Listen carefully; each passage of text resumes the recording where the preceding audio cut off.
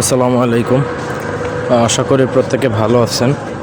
আজকে আমি আপনাদেরকে মরণ বান প্লাস শত্রুর ধ্বংস কিভাবে করবেন সেটা দেখাবো। মরণ বান বলতে কি, শত্রুকে আপনি মারবেন এক কথায় শেষ।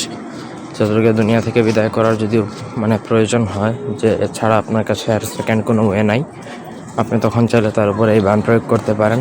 বান প্রয়োগের ফলে শত্রু দুনিয়া থেকে চলে যাবে। এগুলো কুফরি বান, কুফরি কালাম করলে খুবই খতরনাক লেভেলেরই হবে। ঠিক আছে, ওইটার আর বলার কোনো অপেক্ষা রাখে না। আপনি কীভাবে কুফরি বান প্রয়োগ করবেন সেইভাবেই কাজ করবে। তো এই বান প্রয়োগ মূলত 7 দিনের মধ্যে কাজ করে, মানে 7 দিনের মধ্যে শত্রু ধ্বংস হবে বা দুনিয়া থেকে বিদায় হবে।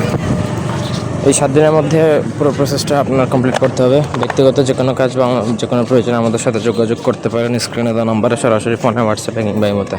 স্ক্রিনে যে কুফরি মন্ত্রটা দেখতে পাচ্ছেন, এটা আপনাকে শ্মশানে উলঙ্গ হয়ে একাধারে 3 দিন 108 বার করে জপ করে আপনাকে মুখস্থ করলে তবেই সিদ্ধ হবে, অন্যথায় এটা দ্বারা কাজ করতে পারবে না। প্রত্যেকদিন 108 বার করে একাধারে 3 দিন উলঙ্গ অবস্থায়, শনিবার দিন থেকে শুরু করে শনি রবি সময় 3 দিন আপনাকে শ্মশানে বসে উলঙ্গ অবস্থায় জপ করতে হবে, তবেই সিদ্ধ হবে।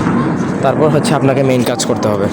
মেইন কাজ হচ্ছে মন্ত্র যেখানে ফুলান দেওয়া আছে সেইখানে নাম সহকারে মন্ত্রটা আপনাকে শত্রুর ব্যবহৃত কাপড়ের মধ্যে 3 টুকরা কাপড়ের মধ্যে লিখবেন।